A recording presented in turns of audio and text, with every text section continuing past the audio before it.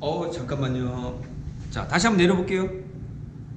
지금 오른쪽이, 아니 왼쪽이 지금 더 내려가 있죠? 오른쪽이 좀 올라와 있고, 약간 왼쪽이 이렇게 좀 약간 낮아요.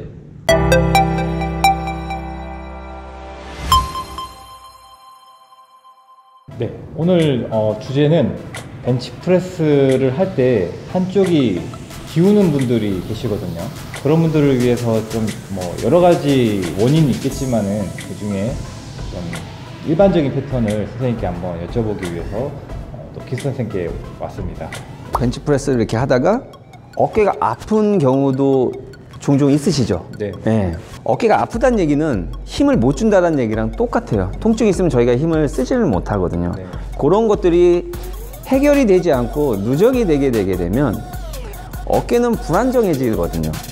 그 불안정해진 게 그 벤치프레스를 해서가 아니라 그동안 잘못되게 사용되었던 근육으로 인해서 불균형이 온 거예요. 특히 이 벤치와 같은 등받이가 있는 부분들 같은 경우는 벤치가 이 정도 각도로 내려가기 때문에 견갑골을 벤치가 이렇게 딱 잡아줘요. 그러면은 가잖아요, 등이. 네. 그러면 자극을 주기 위해서 어떻게 하시죠? 등을 모으게 돼요. 견갑골을 더 뒤쪽으로 모으게 돼요. 그리고 모은다는 얘기는 이 모아질 때도 이게 원심성 수축이라고 얘기를 해요. 근데 얘가 다 있기 때문에 원심성 수축을 할 일이 없어요, 누가. 견갑골을 안정화시키는 이 앞쪽에 있는 근육, 대표적인 게 정거근. 그렇죠, 정거근. 저희가 전문용어로 세라투스 엔테리어라고 얘기를 하는 이 머슬인데, 얘는 굉장히 견갑골의 안정화에 있어서 굉장히 중요한 근육이에요. 그래서 벤치프레스를 하시는 분들이 대부분 견갑골의 불균형으로 인해서 좌우 양쪽의 문제가 아니라 한쪽에 어떤 문제들이 먼저 나타나기 시작을 해요. 그게 해결이 되지 않으면 반대쪽이 아프기 시작해요. 그 반대쪽이 또 아프다가 또 오른쪽으로 계속 어떤 하나의 문제로 인해서 얘가, 예를 들어서 오른쪽에 문제가 생겨가지고 얘를 잘 쓰지를 못하게 되면요, 왼쪽이 많이 쓰게 됩니다.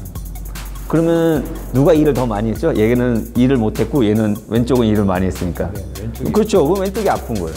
그럼 내가 왼쪽이 아프다라고 했을 때 왼쪽의 문제인지 오른쪽의 문제인지에 대한 것들을 먼저 체크를 해보시는 게 중요해요. 일단 먼저. 그러니까 내가 아프다고 해서 걔가 잘못된 게 아닐 수 있다는 거죠. 그렇죠. 그것만 아는 것만으로도 큰 도움이 되실 거예요. 예를 들어서 오늘의 주제는 어깨가 아픈데가 아니라 불균형이 있는 거예요. 힘이 안 들어가는 거죠.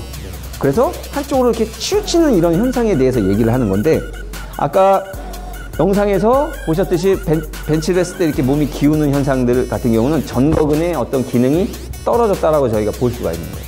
오늘 해야 되는 운동에 대해서 저희가 딱 두 가지만 해볼게요. 저번 주제로 얘기했었던 열린 사슬 운동과 닫힌 사슬 운동을 통해서 전거근을 제대로 쓰고 있느냐를 갖다가 저희가 인지하는 방법을 한번 배워보겠습니다. 전거근의 역할이 팔을 이렇게 앞으로 견갑골을 이렇게 빼는 동작인데, 그러면 뒤쪽에 있는 근육들이 있잖아요. 능형근과 같은 이런 근육들에 대한 어떤 릴리즈와 우리가 흔히 얘기하는 이 애과지역, 겨드랑이 밑에 쪽에 있는 부분에 대한 어떤 폼롤링은 늘 해주고 시작하는 게 좋습니다, 운동은. 왜냐면 얘네가 늘어나주지 않으면 견갑골이 앞으로 나갈 수 있는 그 길이가 확보가 안 되기 때문에 되레 또 흉근에 또 힘이 또 많이 들어갈 거야, 아마. 그렇기 때문에 이 뒤쪽 릴리즈를 꼭 해주시고 운동을 해주시는 게 좋겠죠. 네. 무슨 자세죠, 지금? 펀치 자세죠.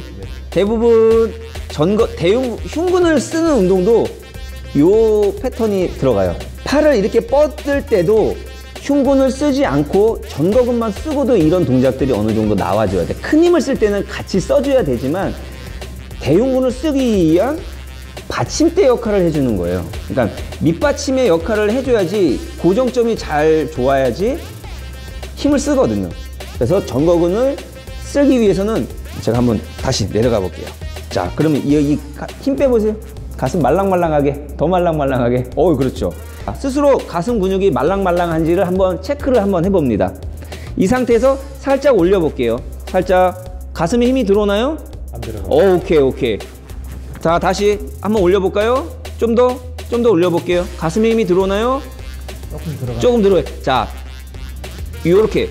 자, 흉근을 쓰는 방법은, 자, 이 상완골을 이렇게 돌리기만 해도 힘이 들어가요. 우리가 흔히 전문용어로 내회전이죠. 그러면 내회전을 시키지 않고 그냥 펀치를 한번 해보겠습니다. 엄지척을 했을 때 머리 쪽으로 가게끔. 오케이. 자, 이 상태에서 살짝 올려볼게요. 살짝 힘이 들어가나요? 자극이 들어올 듯 말 듯하게 들어오죠. 자, 다시 힘 빼시고 다시 천천히 한번 올려볼게요. 그렇죠. 지금 힘이 많이 들어오나요? 오케이. 요 연습을 조금 해주셔야 돼요.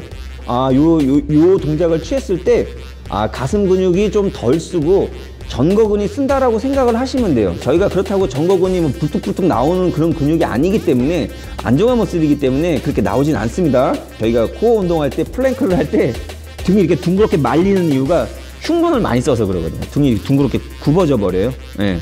그런 분들은 전거근을 제대로 못 써서 그럽니다. 지금 몇 번 인지를 좀 하다 보면 살짝 그렇죠. 자, 전거근의 각도를 한번 볼까요? 각도에 따라도 힘이 들어가는 게 틀려져요. 자, 지금 힘이 들어가나요? 자, 요 각도로 해서 저를 한번 밀어보세요.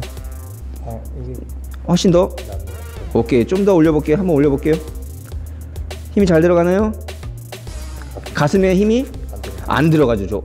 요 각도에서 힘이 많이 들어가시는 분들은 조금 더 어깨를 굴곡을 시켜보세요. 굴곡시킨 상태에서 펀치하는 우리가 견갑골의 전인 현상이라고 그러죠.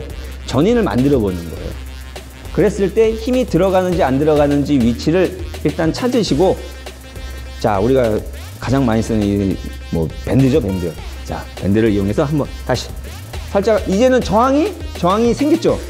이렇게 자극을 조금씩 높여가지고 우리가 전진 단계를 좀 쓸 수가 있어요. 자, 다시 살짝 올려보고, 그렇죠. 내려보고, 다시 살짝. 오케이. 가슴에 힘이 들어오는지 안 들어오는지만 체킹을 하세요. 각도 좀 올려볼게요. 요 각도였나요, 아까? 그렇죠. 쭉. 이런 연습을 좀 해주시는 게 좀 좋습니다. 그래서 저희가 요거는 원위부가 움직였죠. OKC 상황에서의 전거근을 가지고 흉근이 개입이 되지 않게끔 스스로 인지를 하면서 연습하는 방법이에요. OKC 상황에서의 어떤 운동을 해봤고요. 이번엔 CKC 상황에서 운동을 한번 해보겠습니다. 아까 오른쪽이었나요? 네, 오른쪽 팔을 한번 지지해보겠습니다. 원암 덤벨 로우 자세를 놓고요. 자, 이 손은 가슴에 또 체킹을 해보겠습니다. 만약에 전거근이 잘 작용을 하지는 못하게 되면 견갑골의 이 내측, 우리가 이 안쪽 면이 이렇게 튀어나와요. 우리가 그거를 익상견갑이라고 해요. 그러니까 날개가 생겼다라고 생각하시면 돼요. 그러면 이 견갑골이 불안정해지는 상태가 되면서 어깨가 위로 뜨거든요. 체중이 실렸지만 내가 이 날개를 없애기 위해서는 전거근을 쓰면 되거든요. 살짝 올렸을 때 가슴에 힘이 들어가는. 그러면 각도를 조금만 길게 한번 해볼게요. 굴곡을 조금 더 줘볼게요. 다시 한번 힘을 줘볼게요. 아까부터 힘이 좀 빠지죠. 그럼 똑같은 프로트랙션, 우리가 아까 전인을 만들어냄에 있어가지고 전거근의 개입이 좀 더 많아졌다는 얘기죠. 그렇죠. 자, 다시 내려갔다가 오케이. 이렇게. 자, 프로트랙션. 자, 가슴에다 놓고 밀어보겠습니다. 한번 좀 밀어볼게요. 다시. 가슴에 힘이 안 들어오나요? 안 들어가요. 오케이. 여기서 잠깐의 로테이션. 자, 이런 운동들도 우리가 다친 사슬의 어떤 운동이죠? 요거는. 그렇죠. 프로트랙션. 그렇죠. 로테이션. 자, 좀 시간이 지나서 이거 좀 잘 된다고 그러면 덤벨을 하나 들어도 되겠죠. 그러고 나서 벤치프레스를 하게 되면 이제 전거근도 쓰고 흉근도 쓰면서 운동을 하기 때문에 힘이 이제 받기 시작을 해요. 견갑골이 이렇게 생겼어요. 그래서 이게 이렇게 홈이 져가지고 이렇게 맞게 되어 있어요. 이렇게. 근데 얘가 익상이 되게 되면 한쪽 면만 나겠죠. 들려버리니까. 이렇게 예를 들어서 이렇게 들려버리니까. 그러면 몸통에서 오는 힘 전달이 팔로 감에 있어가지고 힘 전달이 잘 될까요, 안 될까요? 그렇죠. 근데 이 견갑골이 이게 싹 붙여놓는 거야. 이 역할을 하는 게 전거근의 역할이야. 그 상태에서 흉곽에 딱 고정을 시켜놨을 때 가슴에도 힘이 또 잘 들어가는 거고 팔에 여기에서의 힘을 이쪽으로도 잘 전달을 시킬 수가 있는 거예요. 그렇기 때문에 견갑골에 어떤 불안정성이 생기게 되면 허리에도 하지에도 어떤 힘들이 세게 오더라도 얘가 제 기능을 못하게 되면 여기서 누수가 됐기 때문에 이런 쪽 팔꿈치 엘보라든지 리스트에서 더 많은 스냅이라든지 팔꿈치를 익스텐션 시켜주는 현상들이 나타나요. 그렇기 때문에 이 오늘의 어떤 이 주제의 전거근을 쓰는 연습들은 인지하는 연습들은 굉장히 중요한 것 같아요. 어떻게 좀 해보시니까 좀 지금 양쪽이 느낌이 다르네요. 원래 그 보디빌딩을 할 때도 가슴이 강점인 부위라서 이렇게 전인하는 동작에서 가슴 수축이 굉장히 좀 많이 되는 편인데 이렇게 좀 각도를 제한하고 이렇게 좀 포지션을 만들어 놓으니까 확실히 가슴에 힘이 안 들어가고 전거근을 좀 쓰게 그쵸, 되는 그쵸. 것 같습니다. 네. 그럼 선생님 제가 따로 궁금한 게 있는데 네. 그러면은 이런 걸 좀 인지를 하지 못하더라도 그냥 푸시업을 좀 하는 것만으로도 그런 전거근에 좀 이런 도움이 될까요? 푸시업을 하게 되면 전거근이 힘 이상의 웨이트가 걸리게 되면 전거근이 또 기능을 못 하잖아요. 그러면 우리가 쉽게 하면 푸시업 동작을 갖다가 무릎을 꿇고 하게 되면 중량이 좀 덜 실리고 좀 가벼워지겠죠. 예.